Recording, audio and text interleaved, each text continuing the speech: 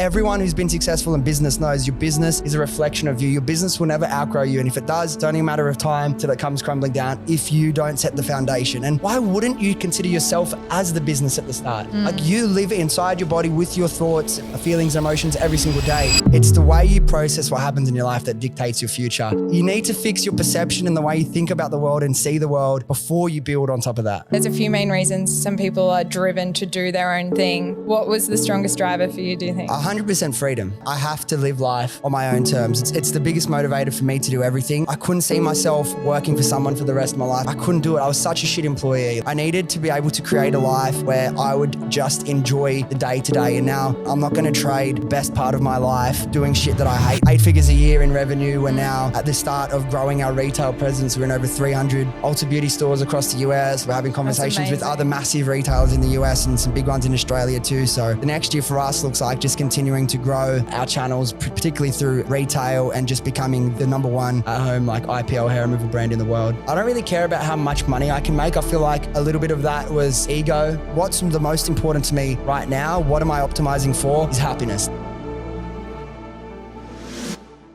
Hey guys, it's Dylan here. So we're doing something a little bit different for this week's episode. And now part of the reason we're doing something a little bit different with this week's episode is because there's so many new listeners to the podcast. So a massive thank you from the bottom of my heart to anyone that started listening to the podcast over the past couple of months. It's been incredible to see the support, all the messages, the reviews, the ratings come in. So please do keep them coming. It honestly means a lot to me. And of course, thank you to the people that have been listening from the start. But as there's so many new listeners to the podcast and you kind of haven't heard from me or from my perspective for a little while, what I wanted to do this week is share a podcast I recorded with Jess Barber from the Pretty Decent podcast a couple of months ago. Now, as some of you would know, I've been on tons of podcasts over the past few years, but this is genuinely one of my favorites. The reason this is one of the favorite conversations I've had as a guest on the podcast is because the way Jess thinks and asks questions is different to any other podcast I've ever been on. So what this conversation is going to do, it will give you a unique insight into my journey with Happy Skin Co, of course, but everything that's happened since. So you'll get an insight and an understanding into my decision-making process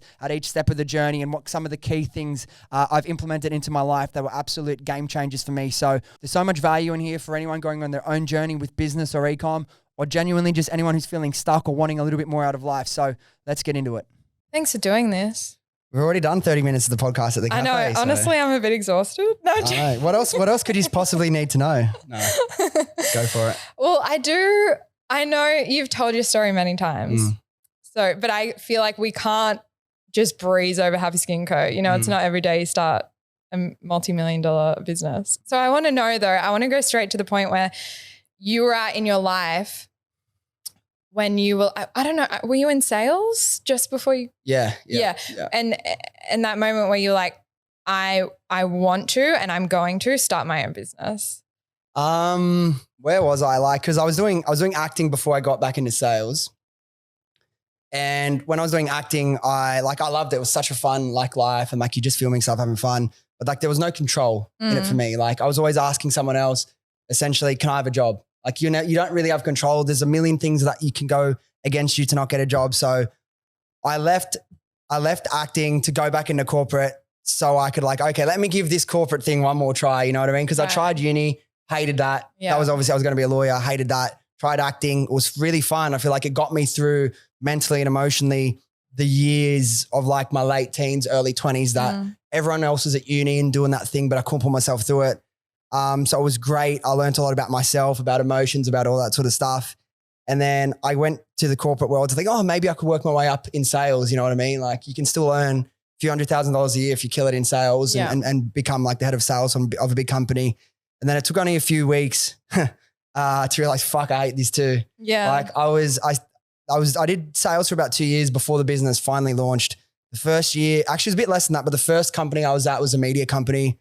There was some aspects of the job I liked and some I hated. I just spent 3 hours a day doing cold calls, which obviously I hated.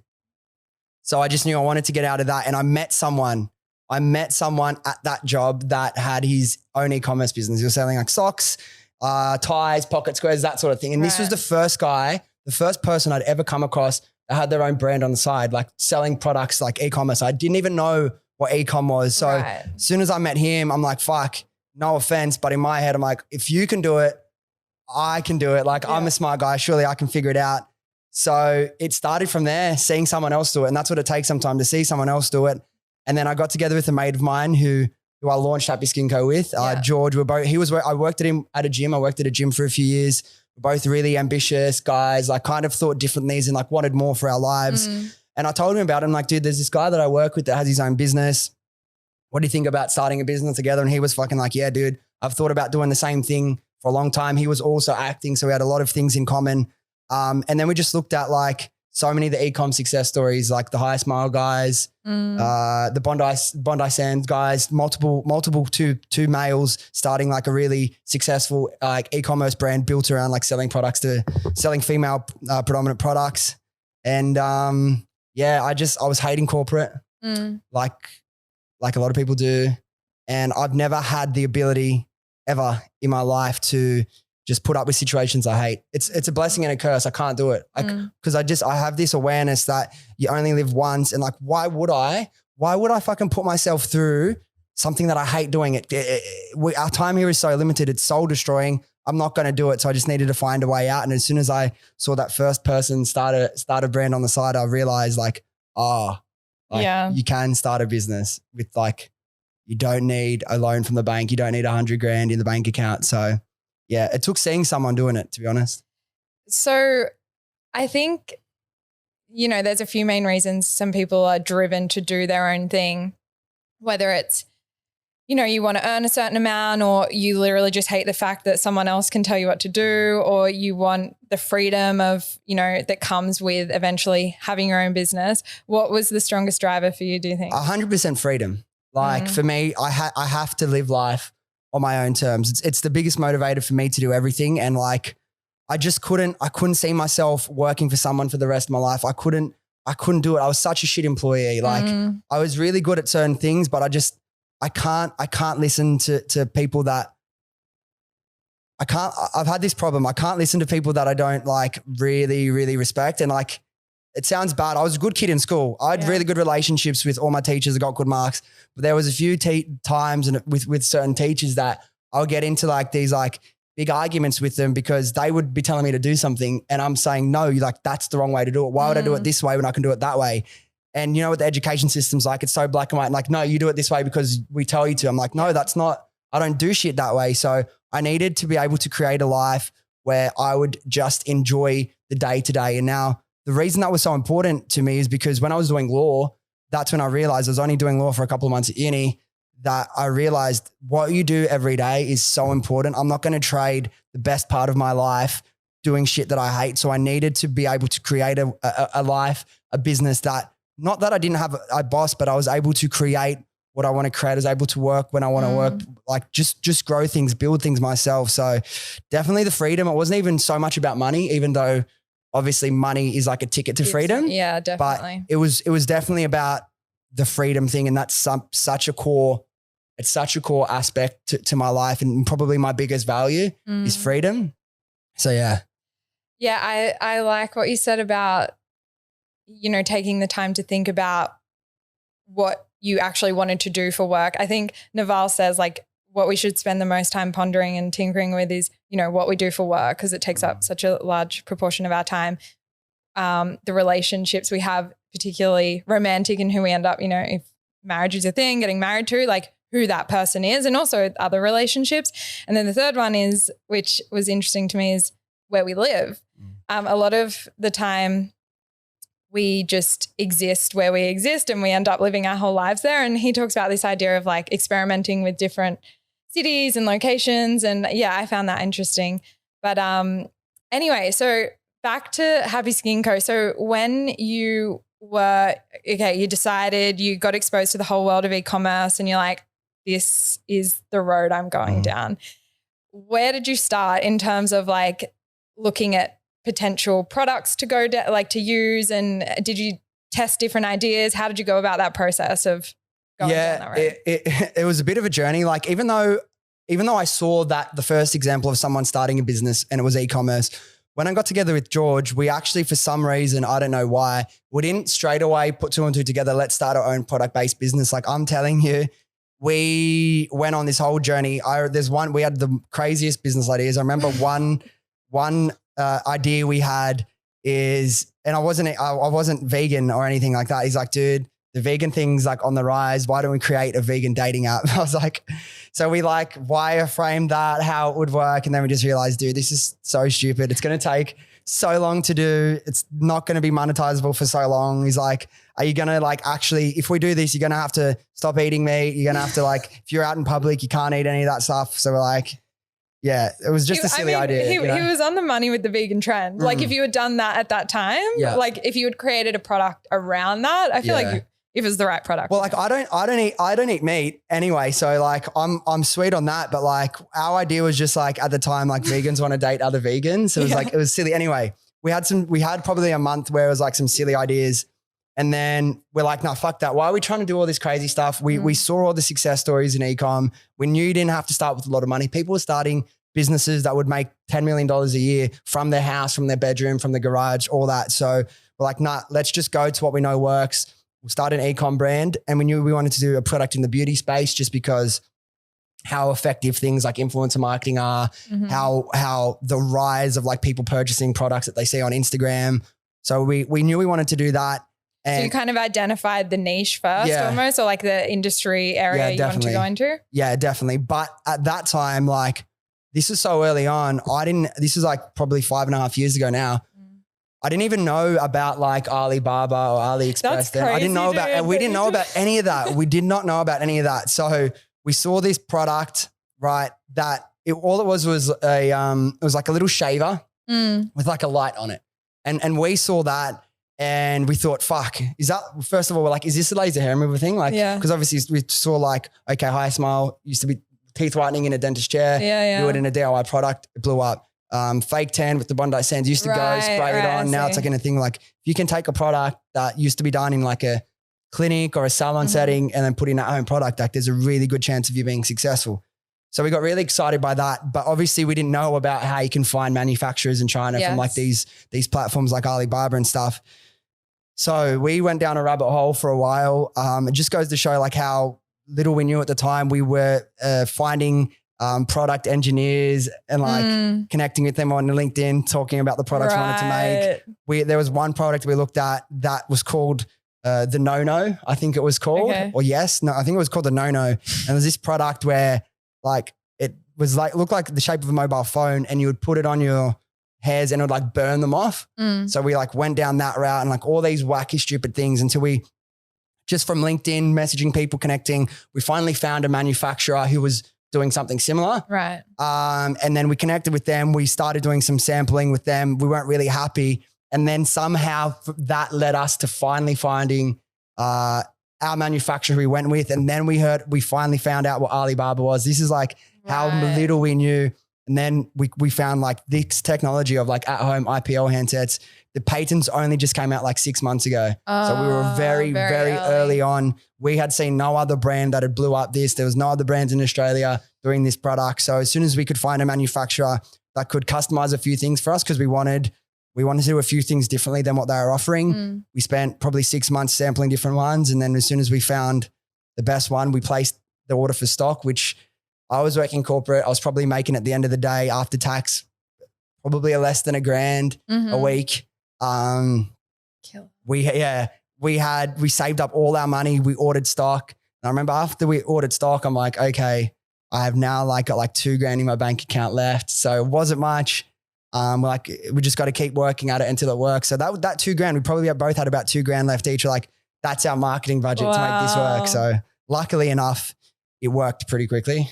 That's amazing. And when you found out about Alibaba, so you said they'd been patented like 6 months before we found them. Were they on Alibaba? A couple were. We didn't find our one through there. Because then once we knew what the product was and it existed, then you could start Googling for it and researching. And only after we had found them the hard way, did we find, oh wait, there's this marketplace called Alibaba where you can actually find and connect with manufacturers of all different sorts of products all across the world, predominantly China and throughout Asia. So that was a game changer for us. So that allowed us to actually test a bunch of other people who were making the products and find the best one, because we only knew about the one or the two manufacturers that we found from other means. And then when we found Alibaba, it allowed us to like, actually, okay, now we have some choice. Now we can actually get samples from 5, 6, 7, 8 different manufacturers, see who's the best quality. Well, we didn't actually get samples from all of them. We told them what we wanted to change, wanted to know what the MOQs were, what their lead times were. And then there was a few of them that met our terms and could do what we wanted to do. Got samples from them, picked the best one, and the rest is history. Literally. So I know that a lot has happened in between now and then, and where Happy Skin Co is now, but where is it now? And what's your role within the company? Yeah.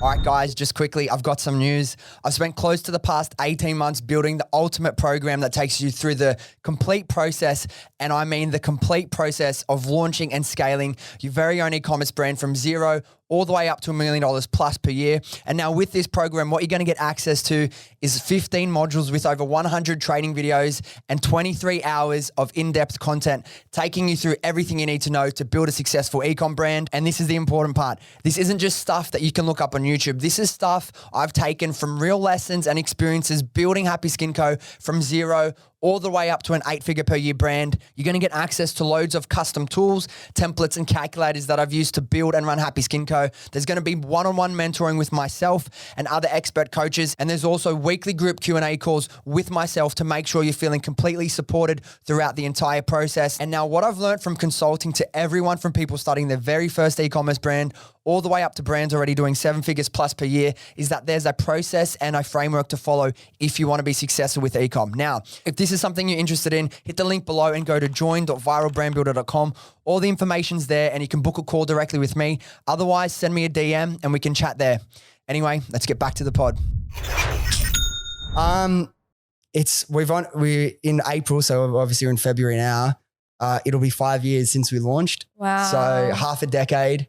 Like, you know what I'm like, I never had stayed in a job really for like more than a year or two before then. So being involved with something for 5 years since we've launched, so it's almost a year before that, almost 6 years working on one project, is a pretty big deal for me. Now I'm less involved in the day-to-day of the business. Obviously I have the podcast and a bunch of other businesses that I'm working on. But I'm still very much attached to the brand, where we've obviously done 8 figures a year in revenue. We're now at the start of growing our retail presence. We're in over 300 Ulta Beauty stores across the US. We're having conversations with other massive retailers in the US and some big ones in Australia too. So the next year for us looks like just continuing to grow our channels, particularly through retail, and just becoming the number one at home like IPL hair removal brand in the world. Incredible. So good. So how have you been able to step away a bit? And like, you know, what does stepping away look like? How many days are you spending on Happy Skin Co? It's varied a lot. Like 2022, last year, I probably spent the least amount of time in the business, on average, maybe a day or two a week. This year I'm back in the office a lot more, so I'm spending more time around the team. But what stepping back looked like for me was hiring less staff, but hiring better staff. Yeah. You know what I mean? Like hiring a few people who you can really trust, that sure, you might have to pay them a bit more than other people, but it means that like, I'm confident that they can handle their areas and like they will sort out most of the problems, or they'll fix most things. And if there is something that needs me, I know that they'll come to me and give me all the information I need. They've already looked into it. So just finding and hiring a few people that like you could trust and count on, that was massive for me. And it's something I wish I did earlier, because like you start this business as like, I was like 24 when I started the brand. And it's like, you have this ego of like, oh, I want to have as many staff as I can and blah, blah, blah. You know, like I want to have 20 staff by the end of the year and all this stuff. And I went through that and I hired probably got close to like 15 staff at one point. And it's the more staff, the more headaches you have, the more people you have to manage, like the more personalities, like not that there's anything wrong with that, but I just realized like, if you want to build one big business, like, and you're really passionate about it, like if you want that many staff, you need to be there full time. And for me, I just knew I had other passions as well, not just Happy Skin Co. So I wanted to create the flexibility. So just bring in a few key people that I could trust, like made my lifestyle so much better. But it also just makes so much more sense from a business perspective as well to hire people that just know their shit, and you know, you're going to have to pay them more, but overall so worth it. Yeah. And it's not even like people that necessarily know their shit. Like there's a couple of people I'm talking about specifically, neither of them had like e-com experience before. They were just like they thought the right way. They handled responsibility. Like these are people that I knew. So like also that was a big thing, hiring people that I knew. One of them's my best mate. He's our operations manager. So that took a lot off me. And then Steph, who's been with us for, honestly, I don't even know, it's probably getting close to 3 years, definitely over 2 years. I knew her through one of my good mates as well. Right. And like, they've been like, just made my life so much easier. Interesting. Because you definitely hear stories of it going the other way as well. Yeah. So it's cool that you've been able to hire people that have been in your network or even, did you say your brother? My brother did work for us for 3 or 4 years. Yeah. Who's your operations manager? Operations manager is my best mate. One of my best mates. Yeah, one of my best mates. He's been with us for over a year already. So like brought him in at the period that I knew, okay, I know I'm going to be building something else as well. Like I'll still be involved with Happy Skin Co a lot, but I'll be in the office in a physical sense less. So I need someone that I can really count on and trust. But all my best hires, not all, pretty much nearly all, actually, no. Let's say pretty much all my best hires were people that I knew. Wow. Our first full-time hire that me and George hired back in the day, George ended up leaving the business about a year in, so he's been gone for a while, was this other girl who I knew, Jo, just from living in the same area. Like we didn't go to school together, but you know how like you go to the same parties as people. I knew her, we were friends. She was working in a similar role for a different company. She ended up staying with us for like 3.5 years. And I know it's not necessarily like the way that everyone can do, like just go hire people you know. But for me, if you have people that you know and you trust, and even more importantly, you enjoy spending time with, then give them a shot, in my opinion. Like it just depends who you have in your life. You know, there's some people that are toxic that you wouldn't want to bring into your workplace that you might know. So it's something to be careful with. But honestly, and my cousin, brought him in as our finance manager. He's so much smarter than me, 6 years older, massive corporate experience, like managing billion-dollar projects and stuff. So quite overqualified for a small econ brand or a medium-sized econ brand. But yeah, I don't know. For me, it was the best. And do you think why it's been successful and you've had success with these hires is because are you quite good at, setting the expectations and communicating, your expectations and the role or have they just been great? I want to work with people that don't need a lot from me, that don't need to be micromanaged and a lot of direction and over communication. So I explained that to them and I said, that's why I want to work with you because I've got XYZ other things to do.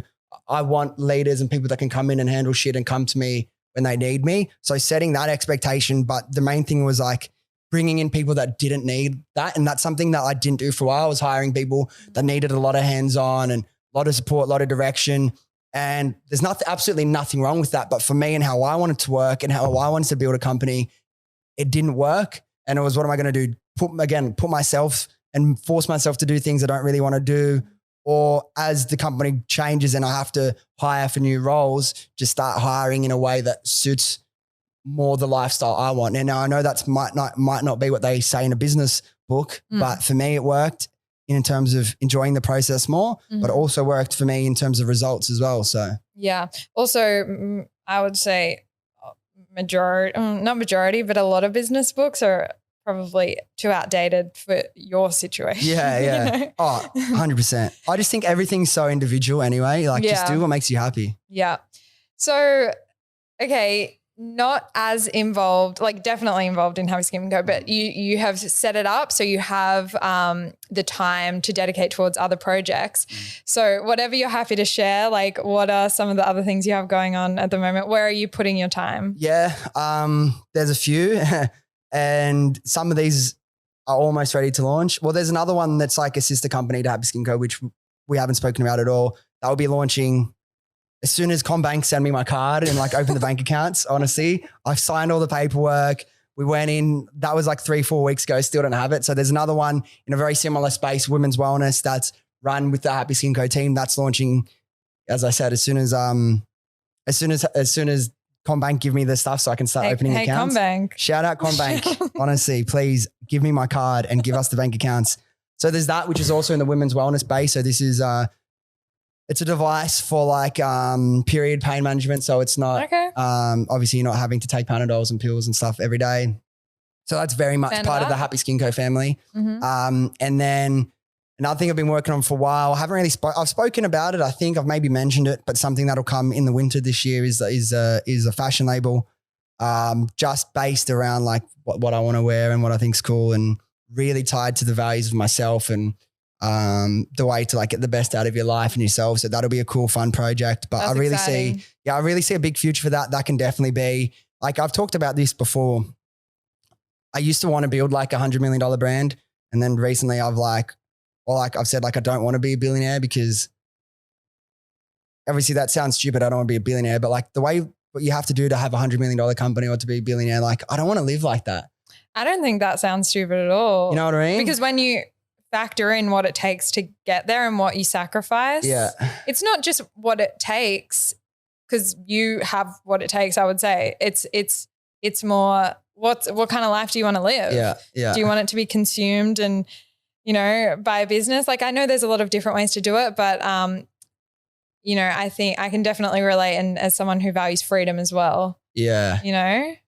Yes, big time. But that being said, I've been thinking about the label a lot recently, and I definitely think that can be at least a 20, 30, 40 million a year revenue brand in like 5 years. Like, I'm not in a rush with any of the businesses I build anymore. Like, I've got enough money that I'm happy and I'm comfortable. Yeah. I will grow businesses in the right way.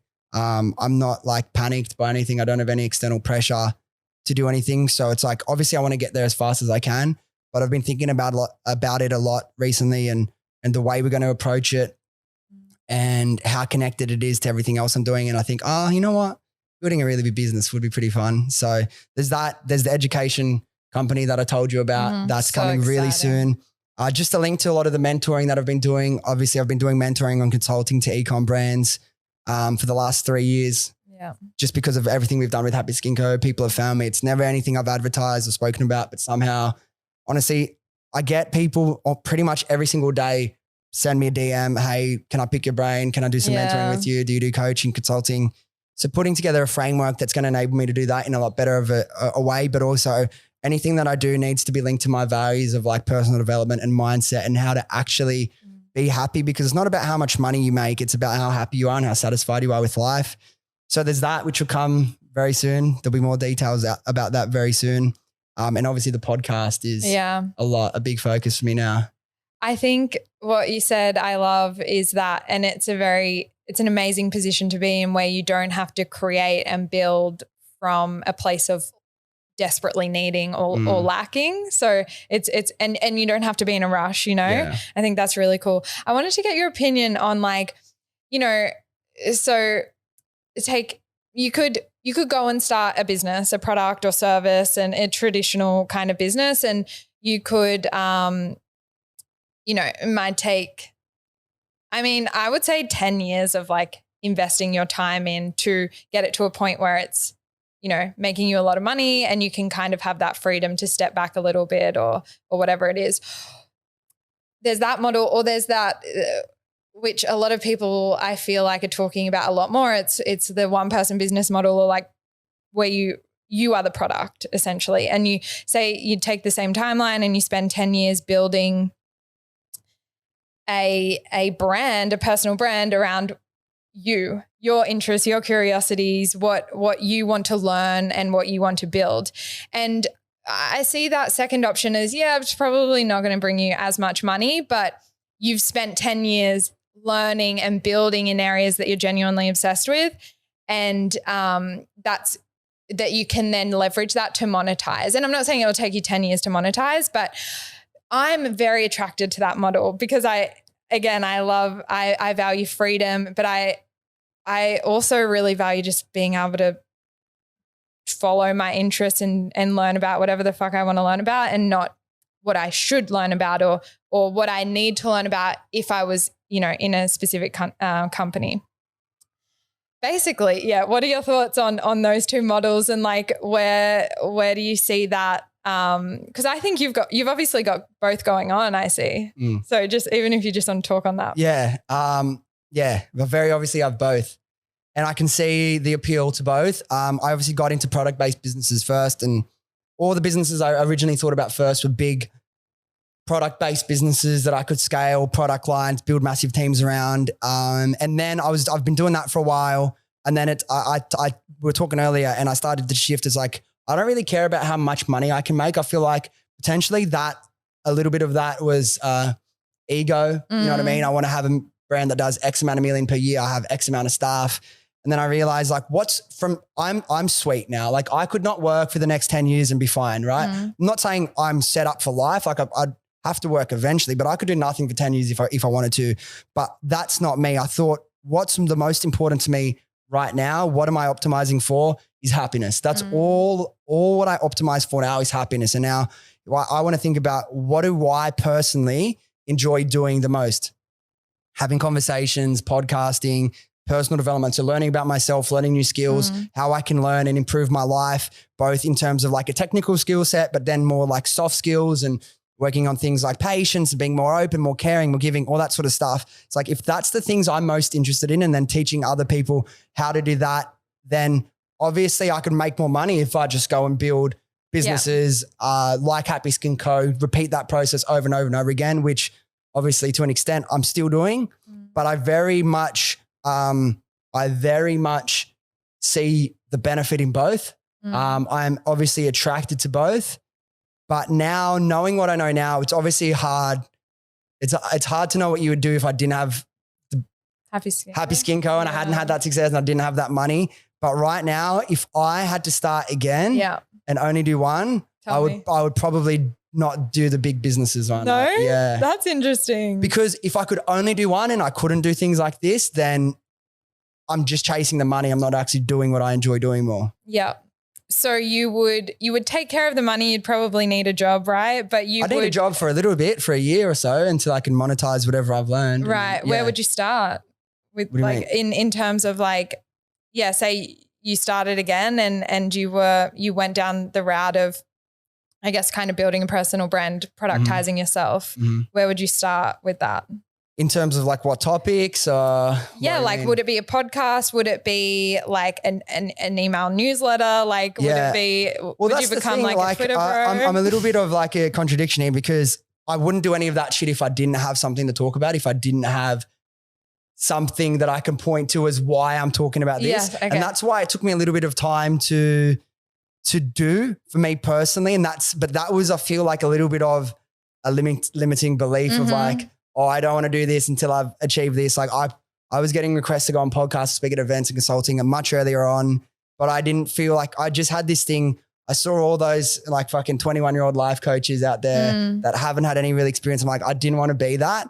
But if I was going to start now, I don't know, I'd just educate myself to the point that I felt so confident with something, a topic that I could add value to someone's life, and I'd just start putting out content about that and do it. You don't have to start massive. Like if you can have a job where you work part-time and you at least pay your basic expenses, then you can do whatever. Like there's so many businesses out there, like coaching businesses, that they'll specialize in one niche thing. Just pick whatever it is that you're most interested in, learn about it, and then you can monetize it in so many different ways. But yeah, I don't know. I just go hard on, like, honestly right now, creating like reels and TikTok content, because that's, Yeah. I think the key to simplify is whatever you do, choose. And I definitely try and live by this, is be ruthless with yourself in terms of choosing something that you're actually obsessed with, not because you think like, oh, that might work or that might hit or that might go viral or whatever. It's you've got to really get to know yourself and understand yourself so you can follow the things that you're genuinely obsessed with and interested in, because that's going to come across the best and people are going to feel your energy. And that's why I think like you're only just starting in terms of you're going to go all the way, because your energy is very infectious, and you can tell what you're, when you're having these conversations and the content you put out, it's what you think about in your spare time. It's what you're obsessed with. It's what you're interested in. So, but also it's like, it's so hard. I flip both sides of this, right? Because it's like, maybe I would see it differently if I had bills that I needed to work for every day. You know what I mean? Like that's why, honestly, actually, let's scratch that. If I had to start again, if I could I would do it the same way. I would build businesses that earn me enough money to build that buffer. Yeah. Even if it was just something like drop shipping, make a couple $100,000 profit so I know I'm sweet for a while. And like, easier said than done, but to drop ship and make $50,000 profit, 100, like that's very achievable. I'd probably do that. So I have spend a year doing that, making as much money as I can online. So I didn't have that stress, because I think the clarity and how much more enjoyable the process is when you have some sort of a buffer of freedom that you've created for yourself by making a bit of money. I would do that first, because like it's easy for me to say, nah, yeah, just do what you love. But I would just create a little bit of money for myself, which with whatever product or whatever business I thought I could make money relatively quick doing. Then once I'd done that, then I would jump into all that. Now, that might not be the best way to do it. For knowing what I'm like as a person and what needs I want to tick for myself internally, I would do that, because I remember I've always been really happy, but there's a massive freedom in not having to stress out about money. And you always stress out about money and business and stuff, but like to know like there's no real time pressure for that. So I would do that because I know that's what I need. I'm a risk taker, but I like to create buffers for myself that I know I'm not going to fall back past a certain point. Yeah. Do you know what I mean? Yeah, for sure. No, I totally agree with you. The other option is also to just have a job that pays well and you know, you don't have as much free time, but in your free time being able to follow. Yeah. Like there's that option too. But I don't do well with jobs, remember? That's the Not you, but those who, you know, can't start $1 million job. Yeah. Well, like, but that being said, if I lost everything, I would do the same. Like I wouldn't go back to fucking corporate. Well, now I could monetize my skill set if I wanted to, but let's just say I couldn't. Yeah. I wouldn't go back to corporate because I hated it, but I loved working at a gym. Yeah. I'd go back and work at a gym 3 days a week, or, you know, open a gym, work from like 5 to 10, 11, 12, right? And then I'd have the whole rest of the day to like learn and build whatever my next business is, put content out. Like we're having a guy on the podcast next week, I think, and very different to the other episodes. He's obviously I don't know if I'm really into sport. I don't talk about it really that much on thing. But there's this guy. He's made like just a rugby league content creator, and he went from I don't know his whole story yet, but he just had a job. I think he was in finance, accounting, something. I don't know. I'll find out soon when I do my research on him. He had a job, started putting out content around his biggest passion, which was rugby. Just happened to be rugby league. And then he'd done that for a few years. Now he's got to the point in the last year, all he does every day is talk about footy, is watch footy, research footy. And I am imagining his life is so much better now. If you can identify what that is for you, whether it be makeup tutorials, whether it be fitness, whether it be diet, whether it be a sport, whether it be Harry Potter or whatever those whatever it is, like set yourself up that you can pay your bills and then build a business or a revenue stream around what you really enjoy. Like that's such a beautiful way to do it. And don't work a job you fucking hate, because then you get home, you're so empty, you're so stressed out that, oh man, I've just had such a stressful day. I've had to do cold calls for like 3 hours. Like, do I want to go home and work more? No, man, I get it. Like I want to watch Netflix or chill, you know, have a glass of wine. So that's the way I'd go about it. Yeah. Okay. So I want to talk about money and because when I see people something common I hear is, you know, successful people and the people that have a lot of wealth, they have this different view of money, and the way they view the reality of money is different. But what specifically is that view? Like, why do they view it differently? And I guess because there's that saying, you know, if he lost everything or she lost everything, they could build the business, get it all back in a couple of weeks or whatever, because they have that different perspective on business and money.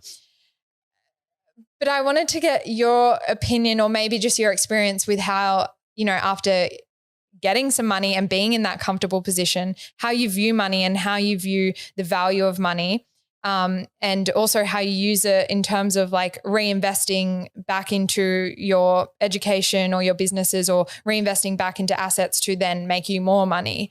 Does that make sense? Yeah, I think so.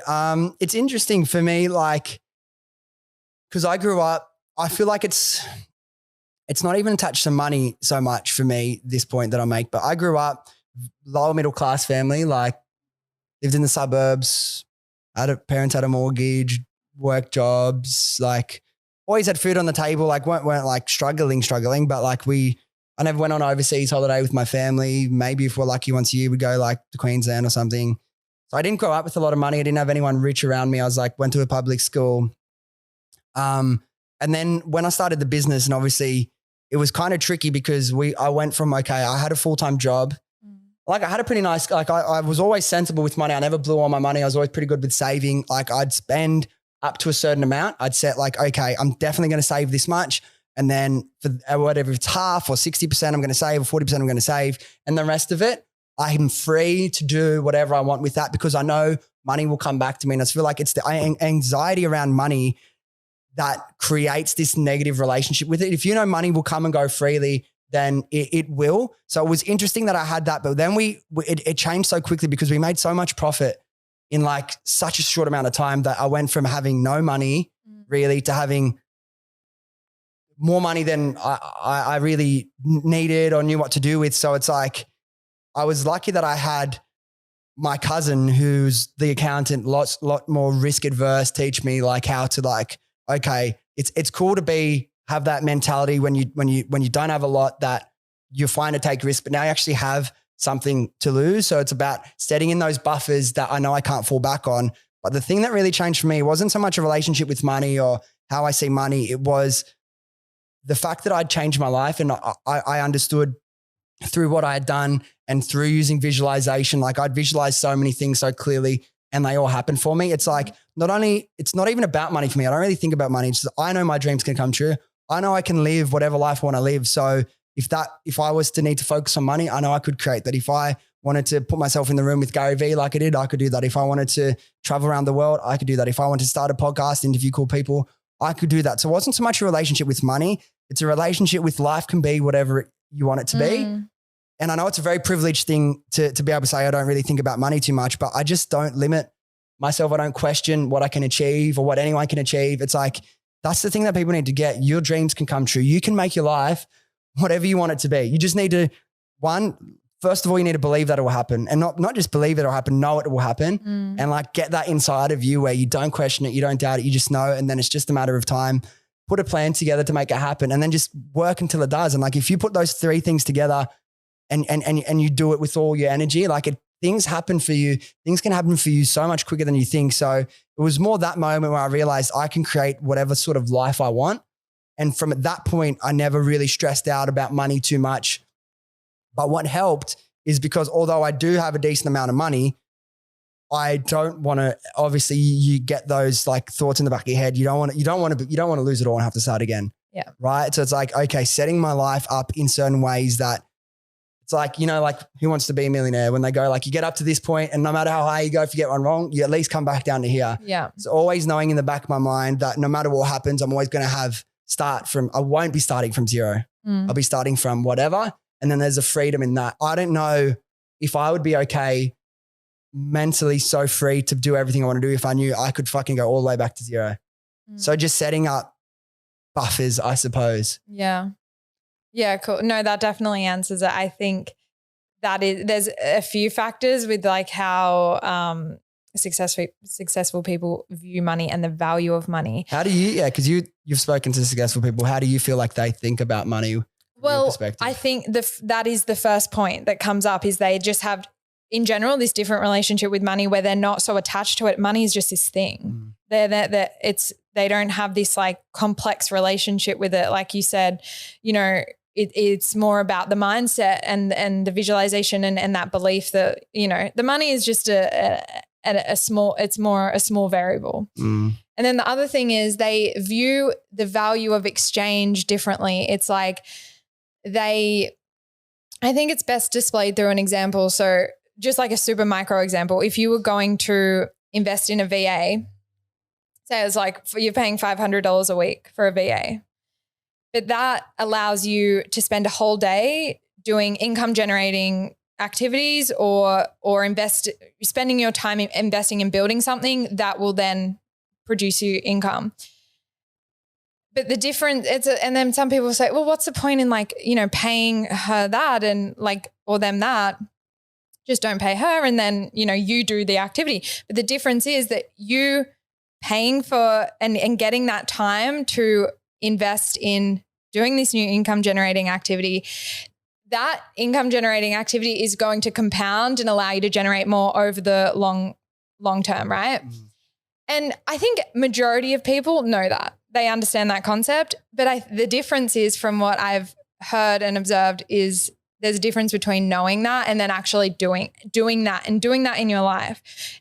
Another example is like, you know, a 50K mastermind to get in a group like that. That's a lot of money for a lot of people. But you just can't really put a value on being a part of that group and being around people like that.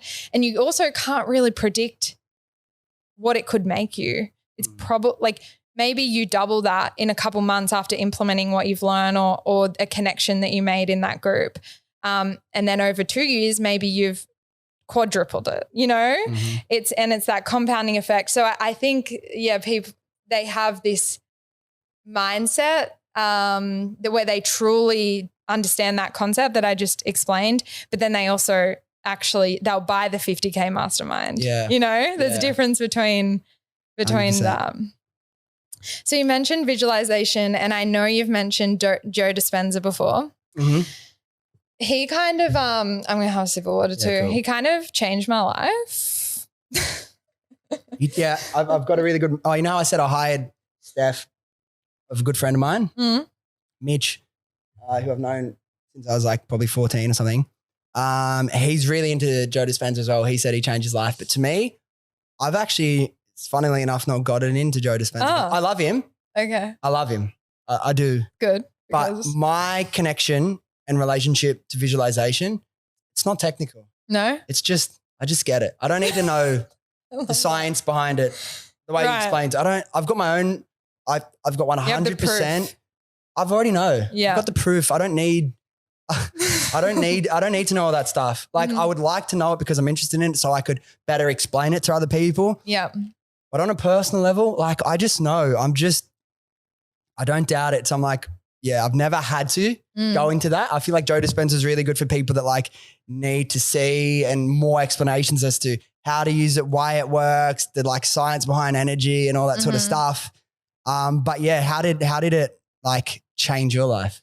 Well, I am that person, I think, that needed to be exposed to his content and his reasoning and the science behind energy and quantum mechanics. Not that I'm like a super nerd and know everything about it, but just having a basic understanding allowed me to develop that belief. So the belief is key, right? Which is what you have. So yeah, I got into him probably last year in February, I remember. And I was just at this moment in my life where I was like, dude, I need help. Yeah. No, not in a long suffering way. I was just like, I just need, like, I invested in his course. I think it was like $250 or something. And I started going through it because I'd watched all his YouTube content, all his, podcasts, etc. And yeah, I went into his course, and within the course he has meditations. And I have been doing his meditations. I did them every day. I think I missed 2 days for a year every day. And they're around 45 to 50 minutes. And then lately I've kind of switched over to, Naval calls it like a self-examination practice. So you just sit there and you don't focus on your breath. You don't do anything specifically. You just exist. And so I alternate between the two. And you asked how he's kind of changed my life. It's just realizing that, I kind of realized I was looking at the world through, I call it my suck glasses or lenses. Like I was just, my default was this sucks or, like tending towards the negative. And I could change that. Like, and I know that sounds ridiculously simple, but that's just my experience. For me, it was like, oh, I could become aware of this is what I want, and I could actually achieve that. That is actually extremely possible for me to do. And when I had that belief, it just totally changed things. And then I, slowly things would start to happen and things would start to come into reality, and that just strengthens the belief. And then you're like, oh, like, and the key is, and I know you always say this, it doesn't come without execution and effort and hard work, of course, but it just gives me that belief I can become aware of and create whatever I want. Yeah.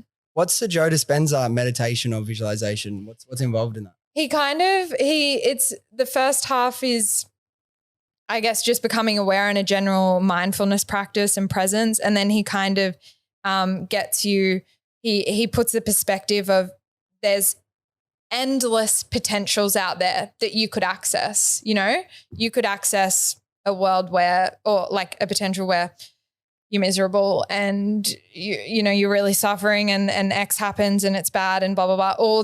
But there's also a million other potentials that you could tap into. Maybe you can work remotely, and maybe you can travel the world, and maybe you can do all of these things. And so he encourages you to kind of like visualize that and think of that potential that you want to attract into your life and stew on it and think about it. And he asks you a few questions around it specifically to draw out those images. And you do that for 2 different potentials. And sometimes after the recording stopped, I'll just keep thinking of shit that I really want to happen. And yeah, it's amazing. Interesting. Yeah. I suppose it's just like there's 2 parts to it. It seems like you got to, first thing is like flip your perspective to what can happen and what sort of life you can live. And then it's like, okay, once you're starting to take things on like through that positive lens that anything can happen and great things are coming to me and I can achieve whatever I want to achieve. Once you've got the ability to think like that, then you can go into the deep visualizations about what they are and experience them, feel them emotionally, and then it'll happen. Yeah. I suppose for me, I'm very lucky in the sense that I already started from the place of believing I could have whatever I wanted. Yeah. So then the visualization part worked really quickly and came really easily. Yeah. And I actually realized that my whole life I had, I'd been visualizing, but I just didn't know it. Like, cause I was like, just called it daydreaming. But all my daydreams were about things I wanted to happen in my life, goals I wanted to achieve, certain moments I wanted to live out, and I would experience them fully. It's like when I'm daydreaming about these things, it's like I am living inside a movie inside my head.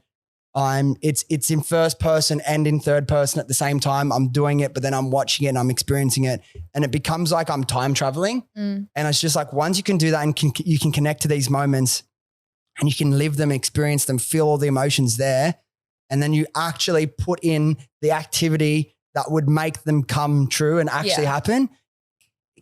Life changes, like things happen for you. It's just the harder part, I feel like, is getting to that first step of like, actually believing that your dreams can come true. Then it's like, it's kind of this like block that builds on top of each other. Once a little thing, like once you get used to like these little things coming true and these other, like these smaller things, and then bigger things start coming true. Once you start having a couple of the bigger dreams or the bigger goals come true that you've so clearly visualized, you realize like, dude, like literally there's no limit to this. There's no limit to this. You can live the life that you want, whatever it is. Like we put all these bullshit limitations on ourselves. Like, why? And why do people not think that their dreams can come true? Why did I used to think, like, even when I was acting, I was already this person that believed in like, that I deserved, you know, really epic shit to happen to myself. But I remember like I'd go for these big auditions and you'd get really close like to like a massive role, couple months filming overseas, and you get into the final couple and like, I'm like, oh, my life could change.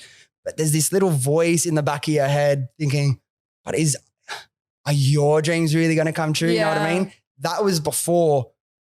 When I was acting, I didn't really understand the law of attraction. I wasn't consciously aware of the power of it.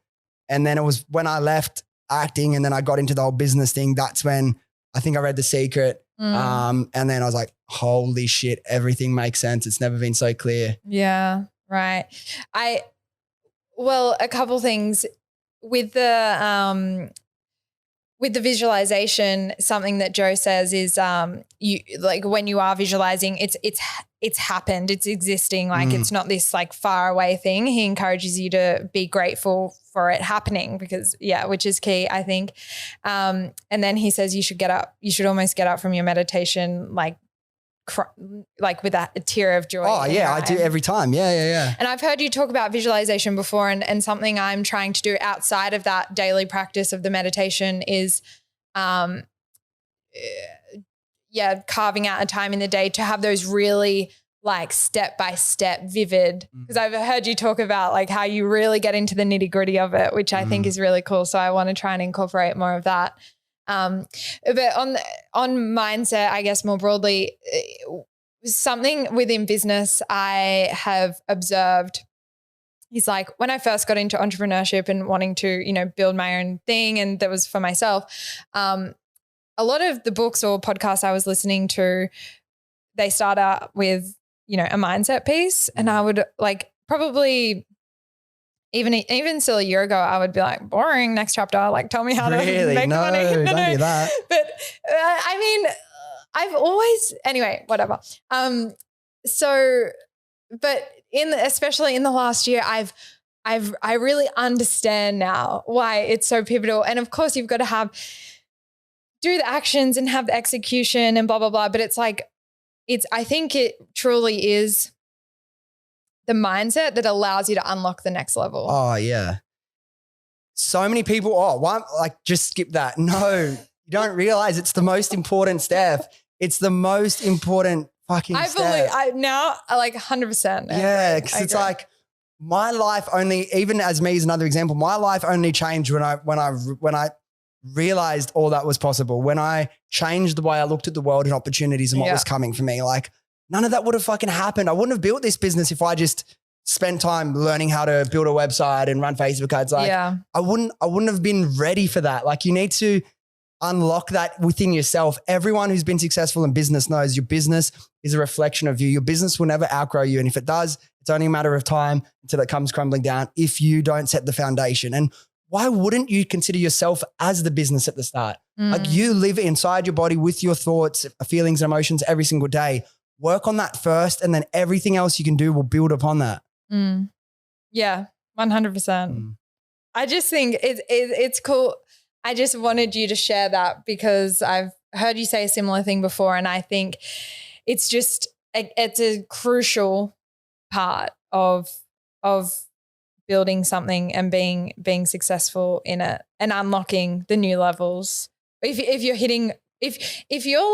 you have friction or resistance, it's always going to be a mindset thing. Do you agree? 100%. And like you could interview every successful person in the world, and I guarantee over 99% have like a similar positive outlook on life. Now, I do martial arts. Our grandmaster, like the head of the school, his day job, we're so lucky. He's like a high performance psychologist. So we have the old philosophies passed down from like ancient Chinese culture with all the obviously self-defense stuff. But then like he also knows like the modern version of like psychology and mindset and practices. And like he does, he'll do like sessions all day and you'll say like he does a mixture of different work with athletes. There's like athletes, CEOs and stuff, but he also does some government work where they send in people where like their life isn't on track. So he sees both sides of it. And it's like, it's the way you process what happens in your life that dictates your future. It's like if someone comes in that's had a really stressful day, but there's like a high achiever, really successful, how you going? Oh yeah, a lot of things going on, how to deal with this, but working through it's all good. Other people that aren't, oh man, worst day ever, life's fucked, this, that. It's all in the way you perceive it. You know what I mean? Like you need to fix your perception and the way you think about the world and see the world before you build on top of that. Yeah. Love it. And somewhere I want to end is say everything goes to plan in 5 years. What does your week look like in terms of what are you working on, your relationships, your free time? What does that look like? I don't want to have anything really new that I don't have really right now. Like the podcast, be one of the biggest podcasts in the world. Definitely one of the biggest podcasts in Australia. That being said, I'd probably want to be living in London potentially, or have lived there and experienced that and came home. Like just everything that I've told you about at the start that I'm working on. I just want them to be at more matured stages. So obviously when businesses are at the mature stage rather than in the build or the startup phase, you'll have more time, you have more flexibility. I always want to work a lot, but like I want to be able to take like every single weekend off, maybe work 4 days. Nah, not in 5 years. Like, I just want to be able to wake up every day and spend my time doing things I enjoy. Yeah. I do want to travel a lot, see more of the world, have fun. Like, I enjoy making shit happen. Like, this sort of stuff is fun for me. You know what I mean? Yeah. Cool. Well, I can't wait to see where the current projects are in 5 years. I'm sure they'll be killing it. That's the plan. So exciting. Can't wait to see the clothing line as well. Yeah. Got some samples coming soon. Cool. Yeah. All right. Well, thanks so much Thanks, for doing Jess. this. All right, guys, thank you so much for listening. If you enjoyed this episode or you got something out of it, do yourself a favor, do me a favor, do your friends a favor and share this with them, and they can come along on this journey with us. Thanks again, and I'll see you next time.